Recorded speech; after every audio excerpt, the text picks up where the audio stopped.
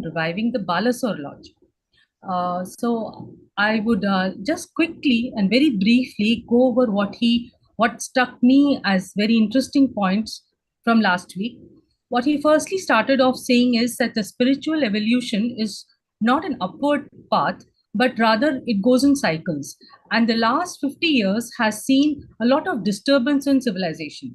And this has led to a lot more spiritual seekers in humanity.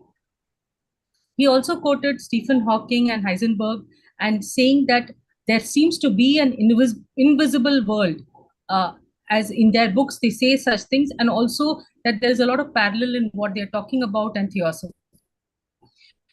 This is that the fickle mind, our beliefs, our thoughts, are the thing that blocks that great reality, that creative intelligence. I think this phrase is taken from Krishnamurti's way of describing creative intelligence. Now, then he also said that the divine plant which is inside us grows with pain, suffering, conflicts, and crisis.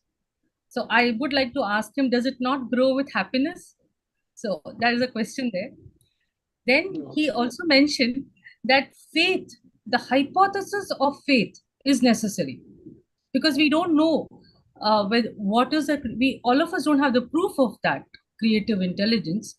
So we have to have faith until we can prove that to ourselves. Then he talked about the mind and the heart, wherein he said that the heart must receive love and recognize beauty, while the mind must observe and understand and look at contradictions. The mind is our path to the higher spiritual level. It is our antakarna and it must be purified. So this is roughly what I understood from chapter 2. And let's continue, sir. Welcome, sir. Okay, thank you. Just a minute.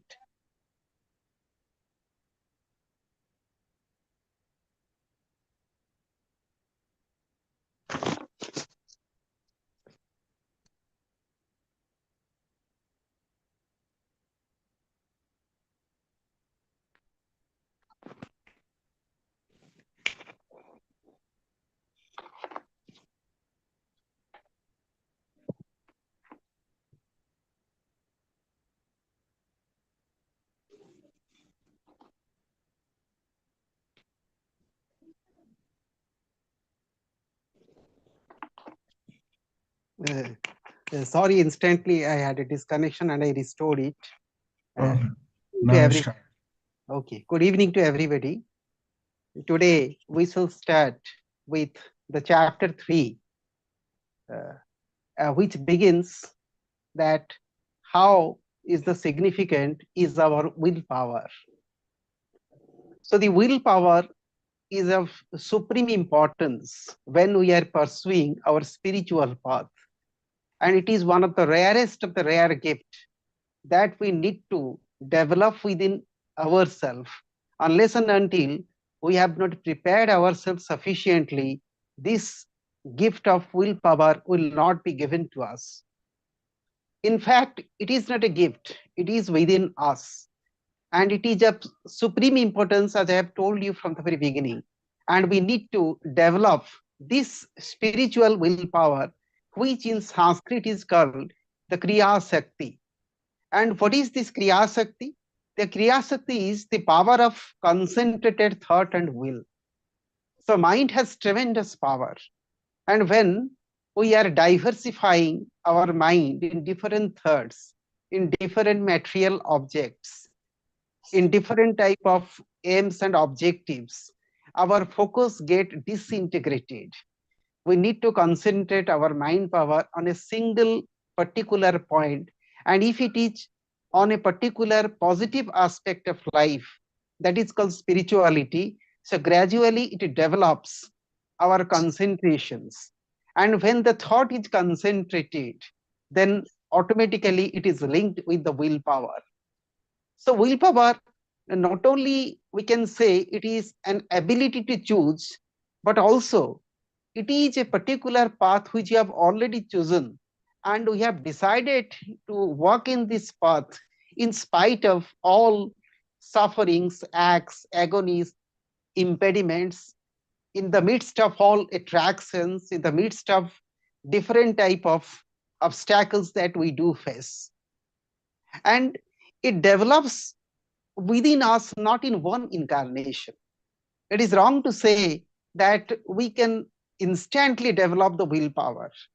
Rather, we can see some persons within whom this power has already been developed right from the beginning of their life.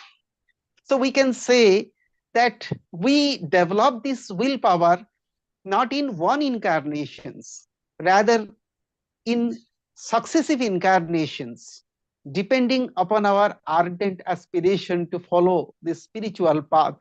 This power we develop within us.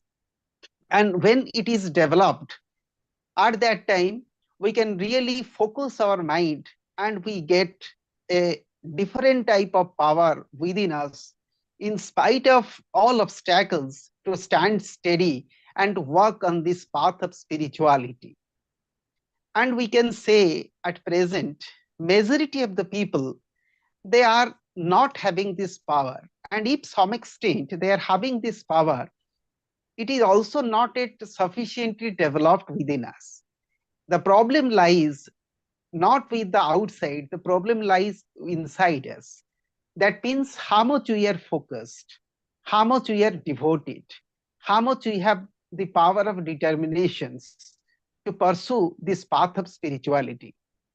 And to some extent, we can say that one of the way to have this power of spiritual will, is to develop within us a power of determination to say no to certain type of things.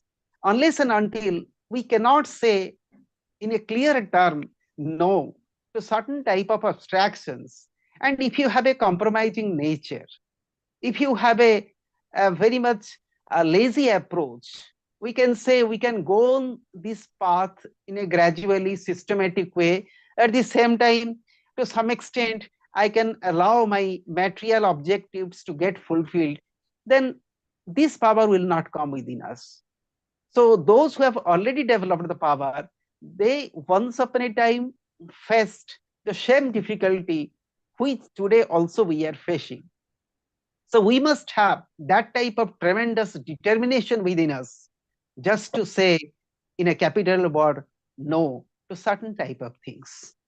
And no need to say, to explain what type of things. I think this type of things we already know. In nutshell, we can say all type of sensual attractions, all type of misleading thoughts that is recurring again and again within our mind, we should ardently say no to them. When we say no to them, they develop a type of disinclination towards us. After refusing them, they are no more the guest in my mind. So when they have become a permanent guest in mind, to some extent I have allowed them to become. So all sorts of such type of material attractions, such type of fickle thoughts must be to do away with. So will is a higher form of desire. If you can say, what is this willpower? We can say this willpower, if we are going to the lower world, or to some extent, if you are coming down to our physical plane, the willpower also manifested in the physical plane in the form of desires. Desires also a shadow of willpower. And this willpower, we also can say it is the higher form of desire, or it is very often impersonal in nature. Desire is personal. Desire is gratification of the senses, but the willpower is impersonal. It goes away from all type of distractions.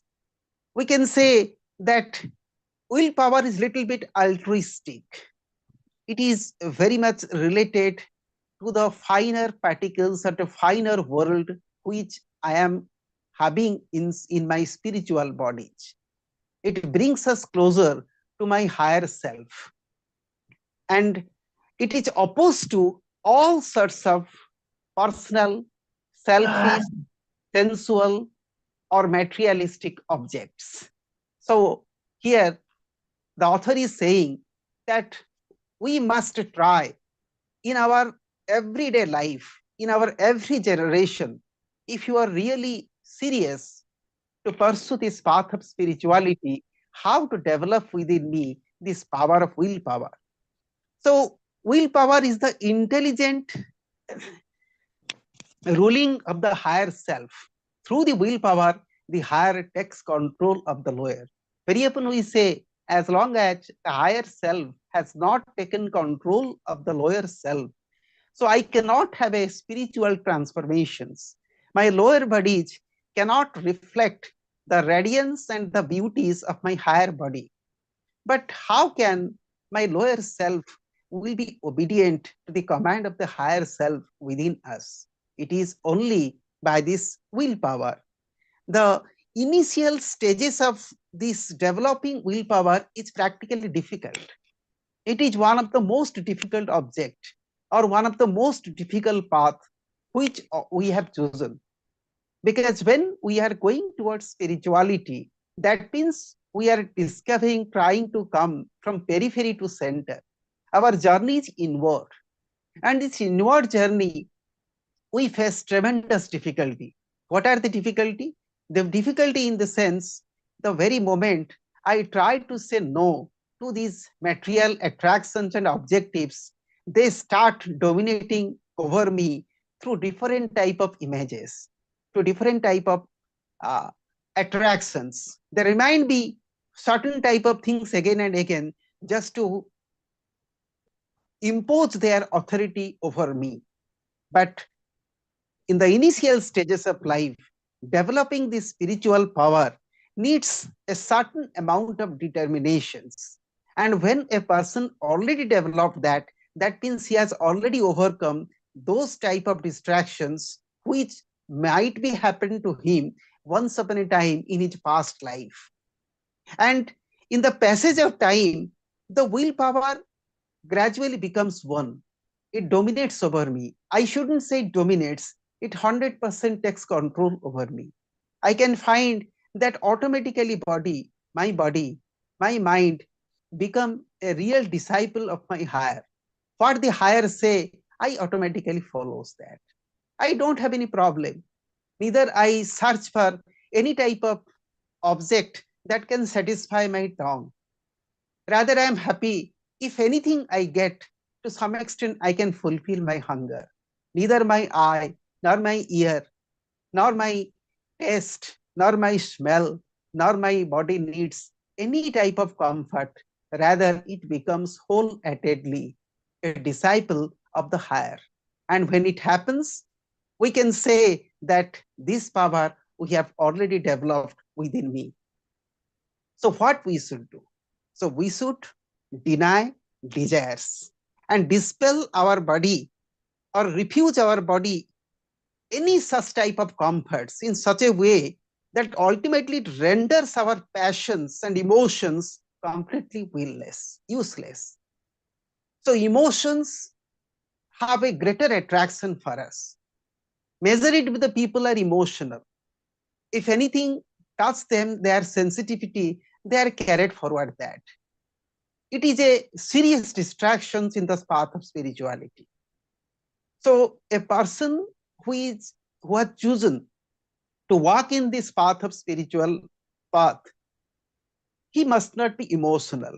Rather, he must be more focused and must be very obedient to the higher commands, to what is coming from his higher mind. So therefore, what I should say, I should always dispel these emotions. And when repeatedly I dispel these emotions from me, I never give them a single space in my mind. After some days, they don't no more come to us. They become useless for me.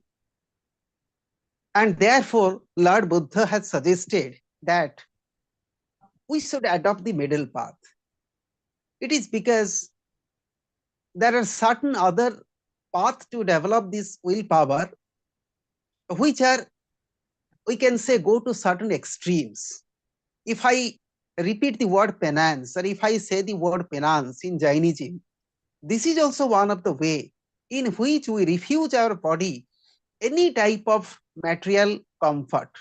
We do not listen to it at all. But this path of penance is an extreme path. Most of the people, they do not have the ability, they do not have that type of determination to follow this path. That's the reason for which Lord Buddha has suggested that we should have a middle path. And what is the middle path? That we should develop, first of all, certain type of good habits within us, certain type of good attitude within us. We cannot be so much rude to our body. We cannot impose certain type of severe restriction on my body or on my mind, because this may not be feasible on my part to follow these rigid path also.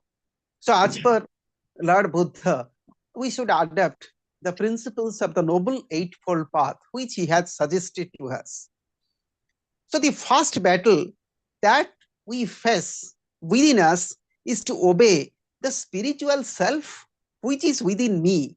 And this spiritual self is constantly expecting me or my lower vehicles just to stop their impurities, just to make themselves clean, so that this spiritual will can manifest in my lower bodies also.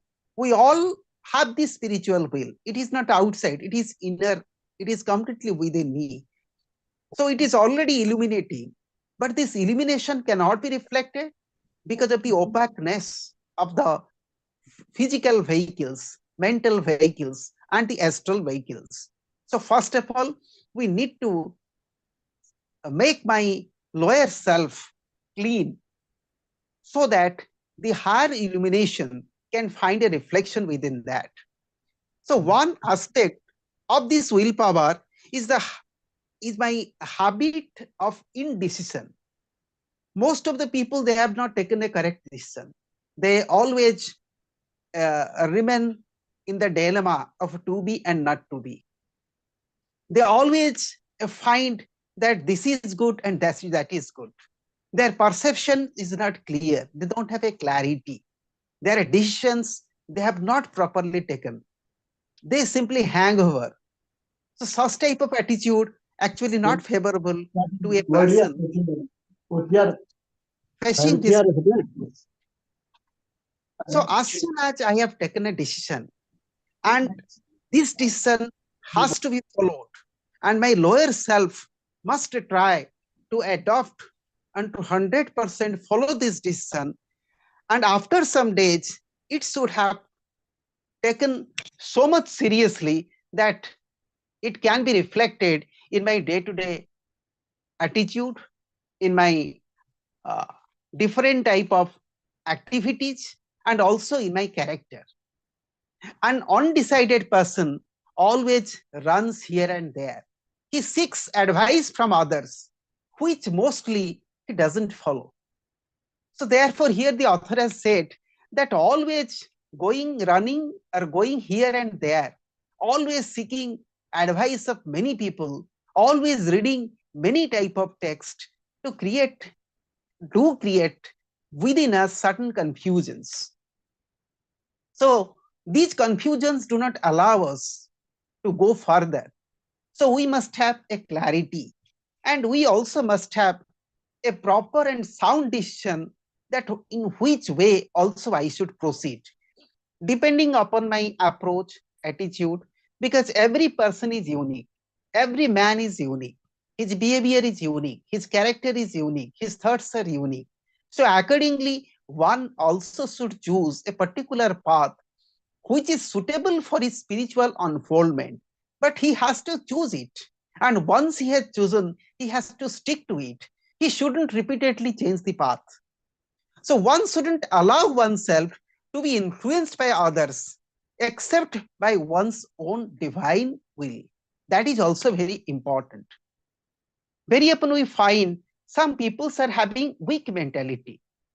Whenever some things or somebody is told to them, immediately they are biased by that. So we should not be biased by others. We should not always allow myself to be influenced by others. No, I must have a particular idea. I must have a particular power to follow that idea. I must have a particular decision to walk in that particular path. And this must be 100%, I must be devoted to that. It shouldn't be I followed X path some days, then Y path another days, then Z path in another days. No, because all the paths which I have chosen, that leads to me a single particular point. But I must be very much near to my divine willpower. And once the divine willpower is within me, I can easily be nearer to my goal. So the great achievement never happens when we indulge in comforts. So if you feel that I can have a comfortable life, I can have an easygoing life, and then I can really discover the higher beauties which is within my higher bodies. This is not possible because material goodness or material comfort and spiritual beauty, they cannot be friends at all. If you have a light, there cannot be darkness. And once you have a darkness, you cannot have the light. So therefore, the great achievement when it comes, when we do not indulge in comforts or in certain type of luxuries which are very much attractive to me. So we should remember that our lower self, which is an instrument of the higher self, consists of mind, body, and emotional body. Already we know the constitution of man. So man is a septenary. We all know in theosophy that we have 7 bodies. I don't have one body. And what actually I present myself, or the way I am seen, I am not that.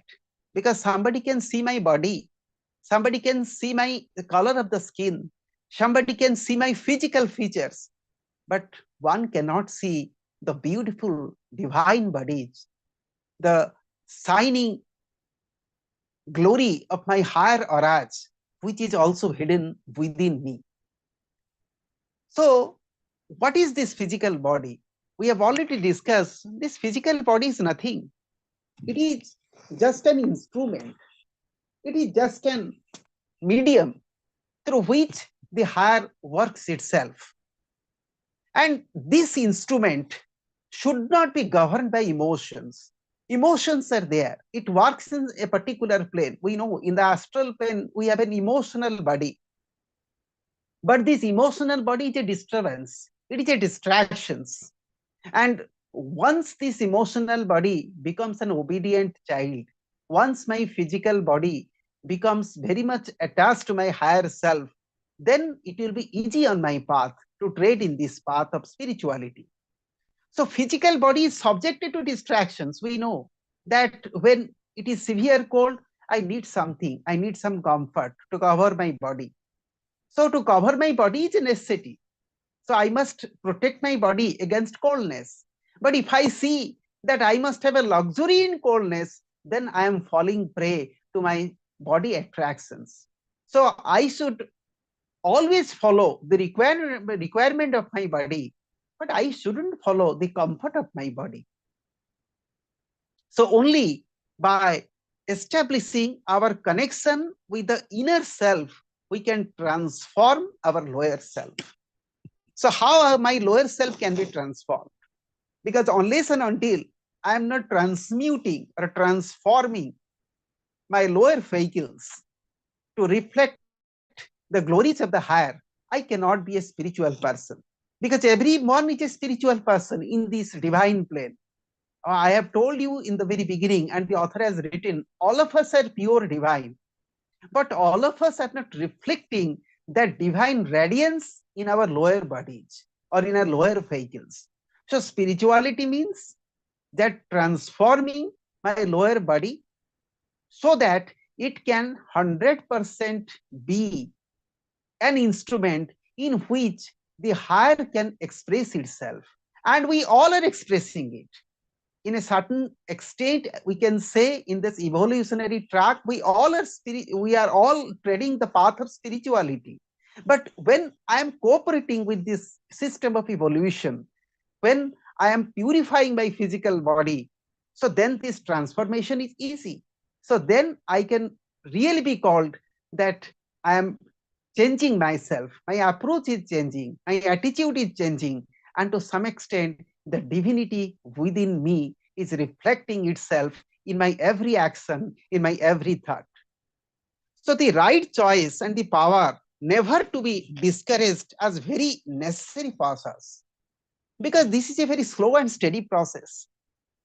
So spirituality is not a rocket science technology that once I start, immediately it will go to the higher altitude. The way we place a satellite, it is not that. Just to move to higher, I might have taken several incarnations. So what I should have, that I should have the patience. So I should not be impatient, and I must always stick to my principles. I should not expect the easy result, because it is not an easy path. Had it been so, most of the people might have been spiritual persons, but they are not. Why? It is because it is a path that requires tolerance, that requires patience. So that is the reason for which very few can come to this particular path. So right choice is, I have taken a particular path. Right approach is, I am ready to stand up to that. And I am not expecting an easy way to get this spirituality. We have to surrender our personal desires once we have decided to evolve ourselves. So I shouldn't have any personal desires. There is nothing called personality, personal self. If you look towards the great men, we can find that they always live for others. The core value of the theosophy is to live for the sake of others. A selfish person cannot be a spiritual person. So I have to 100% surrender my personal desires, surrender my personal comforts. To some extent, I can say that here I quote the great rishi of our ancient times, Dadichi. Dadichi has dedicated his life just to give his bones, by which gods can make weapons to kill that demon. Look at a great sage. He can willingly give his own body, that you can go and take my body and take all the bones, through which you can make a weapon and by which you can get rid of the problem. Because he knows that actually a true man lives for others. So complete surrender of the personal desires, personal expectations, personal comforts is the sign of spirituality. Only by a pure love of God, we may become pure, selfless channels of the divine life. So we must have a pure love of God. This love of God must be 100% within me. And I shouldn't expect anything from that. This happens slowly in degrees when we have prayer, aspirations, and understanding. So this love of God also comes how? That when we have that spirit of surrender, we have that spirit of aspiration, and we are ready to undertake all type of difficulties just to see that face of divine divinity which is within me. It is an inner understanding. It cannot be imposed by outside. No book can really force me to have this spiritual understanding. These things I develop within myself, and this may take many incarnations also. At the outset, we don't know how great the journey is. The road winds upwards, but at the end, we get a particular indefinable love. That means when I trying to walk on this path of spirituality, it moves upward. Upward journey is difficult. It is difficult to go for the upward journey. Especially, I can say it is difficult that everybody cannot ride mountains because it is a steep path. Spirituality also is a upward journey. It contains many dangers. It contains severe discipline. It contains consistent effort. It contains 100% the power of determination. But the end is what? The end is bliss. The end is eternal love. The end is immortality. The end is so beautiful that in words it cannot be expressed. So we must live for others, men and women, not for ourselves. So all the men and women who are those the bodies which you have taken. So I might have taken the body of a man, I might have taken the body of a woman, I might have taken the body of XYZ, but this body is not mine. I am not this body. I am not going to allow myself identify myself in this particular body. I am a traveler, eternal traveler. I am the Purusha. I am that spark split of eternity. I am that undying flame that has been burning since this creation. And this immortality within me, I need to discover, which is outside my body. That need to be my approach. So the preparation for the way and to have this spirituality and how can I transform my body has to be resolved in the initial stages of life. So what is this physical plane? The author has said. How can I define this physical plane? So physical plane, if you say that physical plane or astral plane or the mental plane, we know that they are really the reflection of the higher bodies. I can say they are the shadows of the higher body. As such, we can really say that my physical plane is far away from the reflection of the monad which is within me.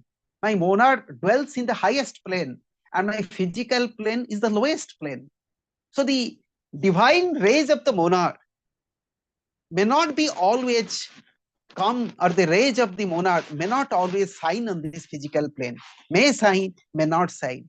If it shines, it depends upon how perfect we made our body so that the shining is clear. So because this physical plane is far away from the higher planes, it is susceptible to the tamasic gunas which is within me. So what is this tamasic guna? To some extent, we can say the tamasic gunas are the qualities of inertia or the qualities of resistance. So we know a particular word that is called jada, that is called tamasic nature. It is a laziness within me, disinclination within me not to follow this path of spirituality. So this tamasic guna is very much quite obvious in my physical plane. Most of the people in the physical plane are subjected to these tamasic gunas, and they are the real impediments in the path of spirituality. So the body is not I, that I need to know. I don't have a name. I don't have a personality. I don't have any type of degrees and diplomas. I am not a particular relations. So I am away from all relations. I'm away from all bodies. I'm away from all names. I don't have a name. I have nothing at all. That I need to understand. So this body is what? It is a machine. It is an instrument which I work upon. Very often it is told in our respective scriptures that my body is a hearse. And this hearse need to be under the spiritual power of my higher bodies. So I ride on this horse just to manifest myself in the physical plane. So the monad, just to manifest itself in a different way in this physical plane, has chosen a particular body. So this body is not I. I am not this body. So this particular thought consistently we should develop within ourselves. So because this body is quite physical, and in this physical world, it is susceptible to the tamasic gunas.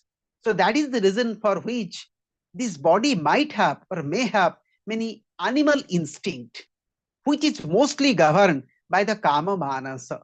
We know that what is kama manasa. So when the lower mind comes in contact with the astral abstractions, it is formed a kama manasa. So this kama manasa is nothing.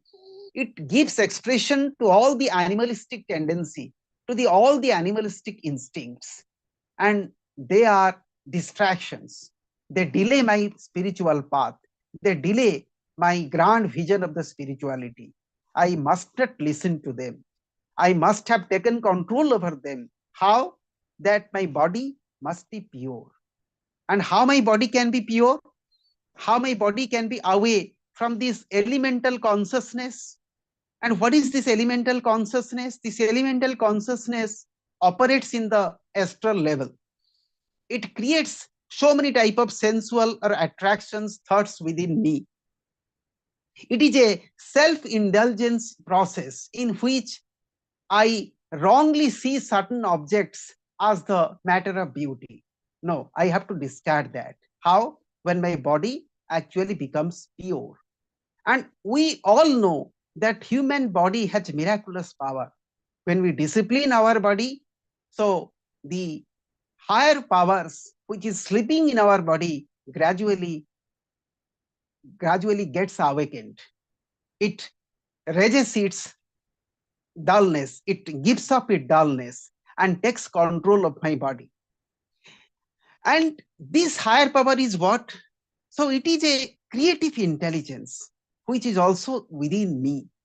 So within me, all these higher particles are there, all these higher qualities are there.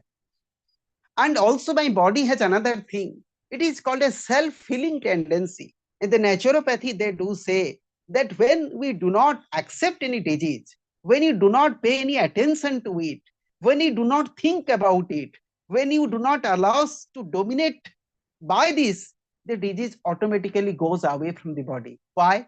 Because the body have a self-healing tendency. It is the ability to heal itself because my body has higher powers within me. And these higher powers I need to invoke within my physical plane by right meditation, by practicing certain type of yogas and asanas. I need to discipline my body and I need to develop these higher powers which are sleeping in my body just to be awakened. So its approach is self preservations. So what is the approach of the body? Self-preservation. It always try to protect itself.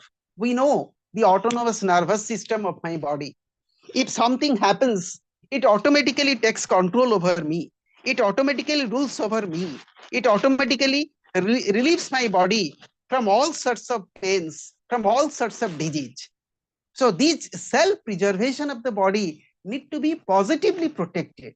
And how it can be protected? When we allow our body just to develop this self-healing capacity. And this happens when we purify our body. So it is a good tendency if we master some good habits to discipline our body right from the beginning of the life.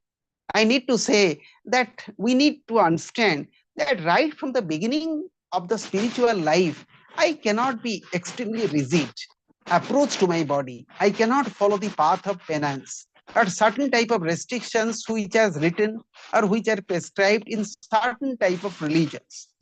So what I need to tread, as Lord Buddha has said, certain noble path or certain middle path which can help me to develop certain type of good habits.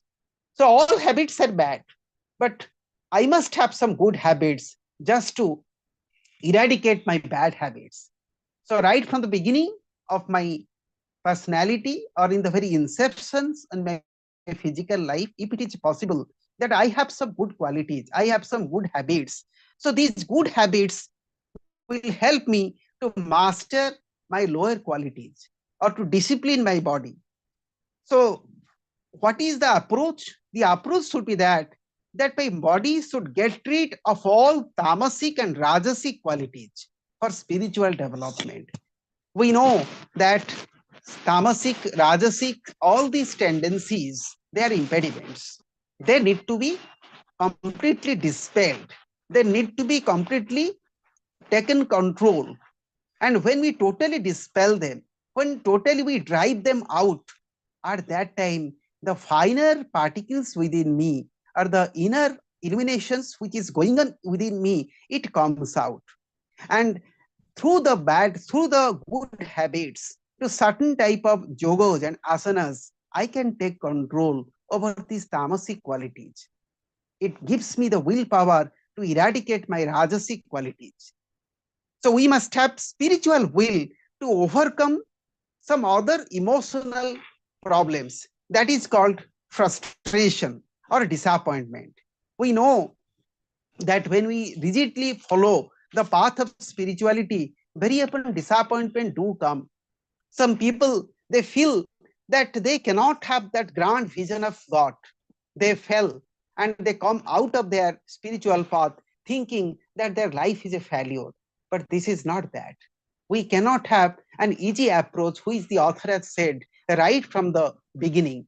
An easy and comfortable way, I do not always expect when I'm treading the path of spirituality. So all these emotional pains, all this disappointment, all certain type of uh, illness which may come because of the lower qualities of the body, they are temporary. The suffering is temporary. This pain is temporary. My doubts, my deceptions, my conflict, they are temporary.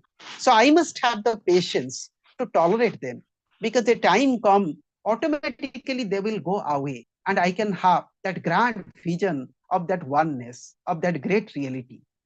So what is pain and suffering? Here the author has said, pain and suffering are man's dark angels. So they are my helpers.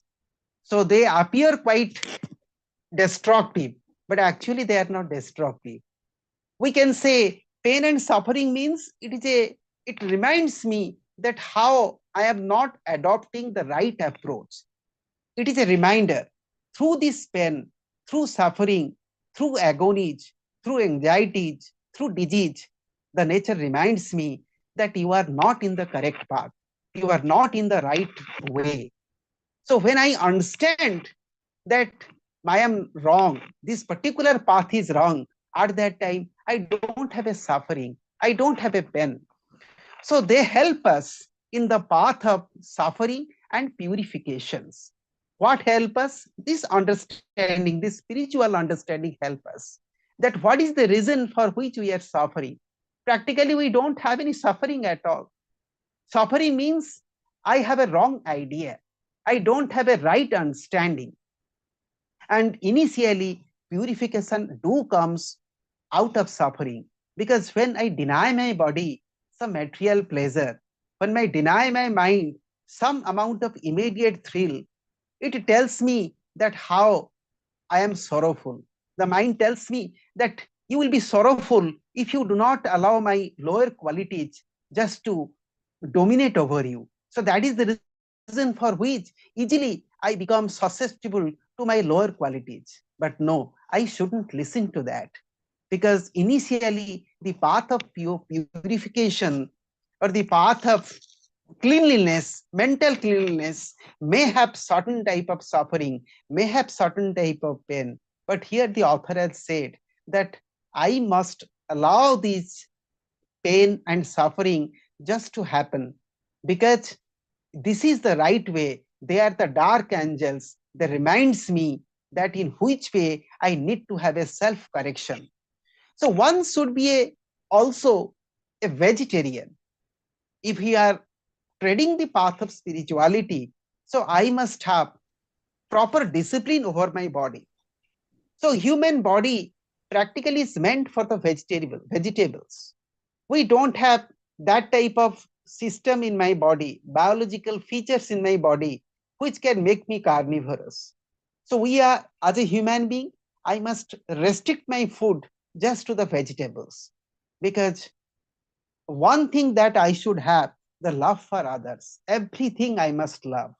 I must love everything. Even if a stone is there, I also should love it. And when I love everything, how can I eat something which is made of flesh and bone? So we have to be 100% vegetarians, not only in our food, but also in our thoughts, but also in our activity. So then, to some extent, we can find this beauty of spirituality. Here he has given what happens to certain type of uh, non-vegetarian food when I am consuming. He has given some examples. When we are consuming beef, it causes the worst effect on our psychic aura. I know that we all know that we have a fine psychic bodies. These psychic bodies have beautiful colors. They always radiate in my higher bodies.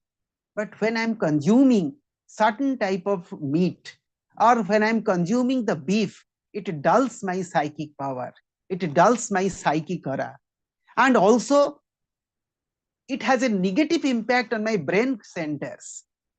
My brain cannot function when I consume all these non-vegetarian food. It also reduces my ability of the brain to receive some flashes or some reflections from the higher world. And why it is so? Because some animal qualities and natures enter in our personality when I am eating their flesh or when I'm eating their bones and blood also. So all these path of spirituality or all these path of inner purification must also include my food. I must be very clean. I must be very much sattvic, also my food. So foods are, what should be my foods? So best foods author are saying they should be uncooked vegetables.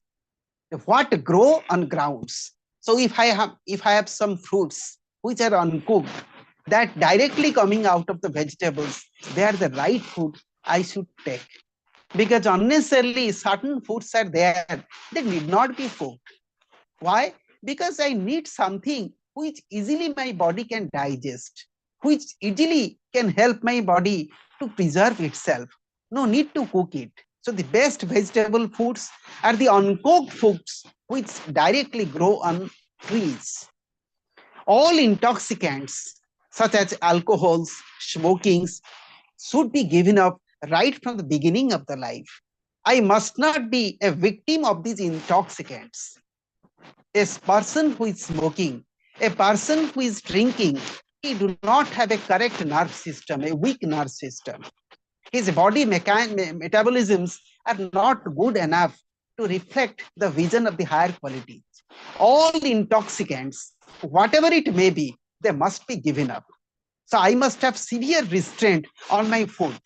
And what I should do, author has said that we should have some yogic exercise. We should have some asanas. And the best asana is given in the Patanjali Yoga. So when I do asanas, when I do yogas, they purify my body. They develop the immune power of my body. They help my body how to preserve itself without any outside help. So here the author has said that certain amount of yogas, they also should be practiced by the participants or by the practitioners of this spiritual path. We must have a right exercise of thought and willpower. So mental body is very delicate. It always vibrates. It is so delicate that easily any type of thought can come to my mind. It can disturb me. So I shouldn't allow my mind to be a, a room where all these unwanted guests should enter and they should be allowed to stay in my mind without my knowledge or without my permission. No, I must have severe restrictions on my mind. Here I must refer, though the author has not said, personally I can refer, name of a great English poet, John Keats. He has said, my mind is a monastery and I am its monk. Similarly, we should make our mind a monastery. We should make our mind a temple. And all good and divine thoughts should be allowed to grow in my mind. All these dark thoughts, passionate thoughts, all sorts of unwanted things, they must be given away from my body. They should not be allowed.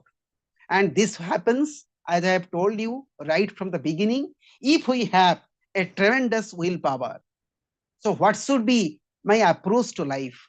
Our approach to life should be to positive approach. And what is the positive approach? The best positive approach is when I'm following the path of divinity, when I'm following the path of spirituality, which is within me. So the spirituality is within me, the divinity is within me, and I have to rediscover it. This is the positive approach. This approach should always be me reflected in my thoughts, actions, and in my everyday activities also. So we should help people to develop the right attitude and help everyone to develop in their own way. So we are living in a world in which we are dependent on others, in which I am related with many people by so many type of relations. Here the author is saying, so when I'm living in this world, when I'm coming in people contact, I'm coming in contact with the people, at that time I should understand that either in my words or in my actions, I should not try to impose my thoughts, impose my ideas over others also. Because every man is unique, every person is unique, every circumstances is unique. So everyone have their own spiritual evolution that happens in a unique manner. I shouldn't expect that what I say is right, what I believe is right, what I practice also is right, and I should forcefully impose upon others. It should not be there. Rather, the good approach, if I say the universal brotherhood, that also include that how I have developed a positive tolerance within me. What is that? That I should always see others not from my own inner eye, rather from a neutral perspective.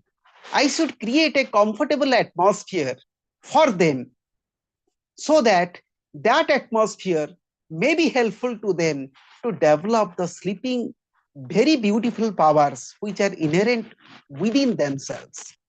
So I also should be very much positive, cooperative towards others so that they also can find a good chance by which they can reveal or they can express the inner qualities within themselves in their respective way, in their respective thought. Because the spiritual evolution is not similar, it is quite unique in everybody. It may be the path of devotion, it may be the path of wisdom, it may be the path of meditation, it may be the path of karma. So I must have a liberal approach to life. I must have a very calm and quiet and very dispassionate approach to life. I must be helpful to everybody. I must be ready to surrender myself at the lotus feet of God. There is no other beauty of the life than to have this divine surrender. So when we completely surrender, at that time, the divinity within me develops. As we know, I can refer to some quotes of the Gita which have said that Sarva Dharman Paritejya Mamekang Saranang Braja. So when I totally surrender myself at the lotus feet of God, 100% with no second thought, with absolute love, at that time I have a divine transformations. At that time, the spirituality within me find a perfect expression. At that time, I am one with this eternity. And that particular thought elevate me to the higher consciousness. And in that particular moment, I can have the divine perception. All this higher knowledge actually gets revealed over me, and my lower self becomes a 100% disciple of this higher self. And that is called a true spiritual transformations that happens when we have this willpower. With this, I remain here. If you have some questions or discussions, that may be followed. Thank you, participants, for listening to me. Thank you, brothers and sisters. Thank Can you I so speak? much. Yes. Yes. Parthasarathiji is really a Parthasarathi. I feel that Parthasarathi came in his form so excellently, so pinpointedly from the higher to lower level, so nicely and clearly he narrated. There are no words to appreciate him. I'm enjoying his speech like anything. from physical body, what type of food we have to take from that time, and what type of exercises, how to keep the physical, mental, as well, all the bodies nicely, so excellently, fluently he spoke. That's why I'm saying that Partha in this Partha with his experience, he's saying, I'm so happy really today. I don't know, there is a Partha like this to speak in this way. So nice it is.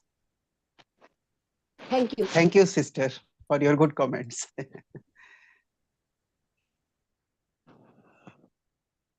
Anybody else?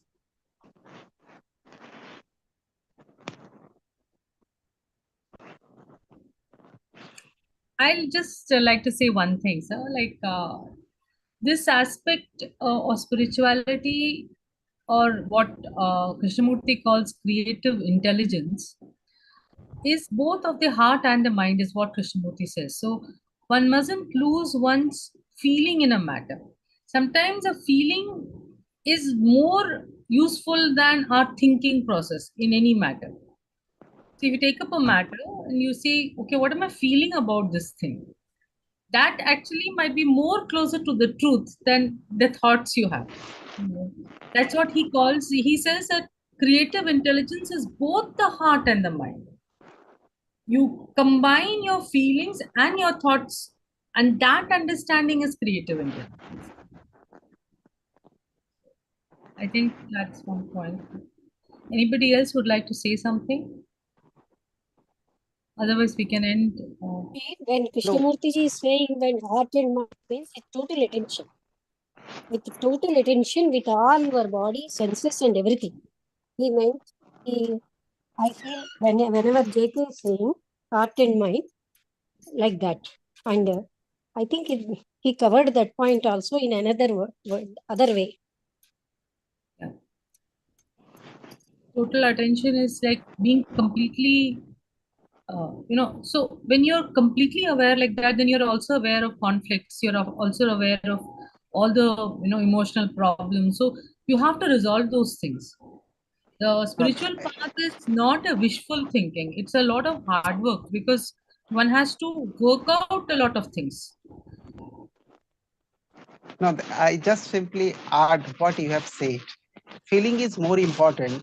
That is the reason for which it has been said that a clean heart is more needed than a knowledgeable mind. So if you have a feeling, then we can have a realization. But that feeling must be the feeling of oneness, the feeling of divine love. That must be sattvic. That cannot be of any other feeling. Because a clean heart is the real background or the real pedestal on which a knowledgeable mind can grow. So a clean heart must be there, feeling must be there. Unless and until we don't feel, how can we have a transformation? So that is also a thing.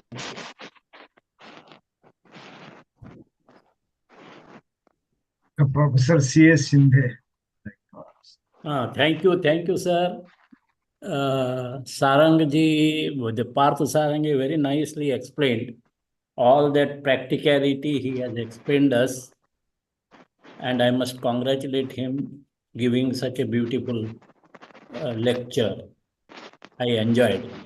Actually, the question came of synergy of heart and mind.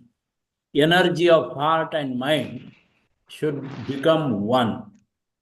And we must focus what type of feelings or emotions are coming within us. If we really want to connect ourselves to that divine will or willpower. So when you are broken, sometimes we are mistaken, sometimes we are broken. When that feeling of brokenness comes, we must focus our energy, both mind and heart energy, on the totality. In the same manner, when we feel guilty, we know our feelings. When we feel guilty, then immediately focus your attention towards that inner innocence. And thus when you are confused totally, then focus your attention on the purpose of life. So if you focus your attention on that at a particular feeling, then feelings can be converted. Krishnamurti said there is no free will at all, even if we have free will of choice. But in fact, there is no free will. All is carried by the divine will, divine plan. So all our desires must be converted into aspirations, because desire is the lowest form of willpower.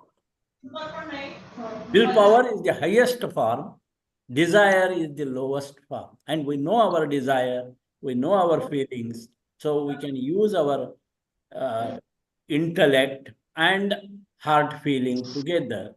That is what discussion was going on.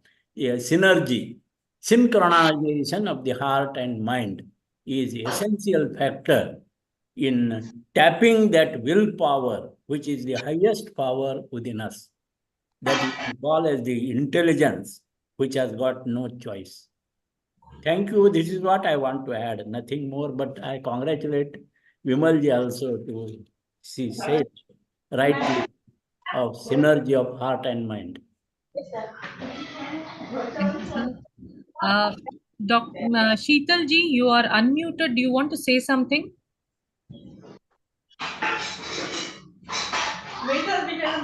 Okay, I think I will mute her, and we can end the today's session with Mitalini ji's prayer.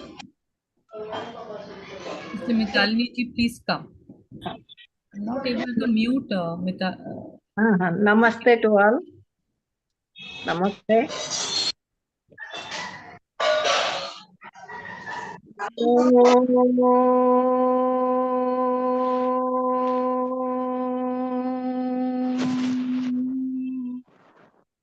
Asato ma sadgamaya tamaso ma jyotirgamaya mrityurmang amrutangamaya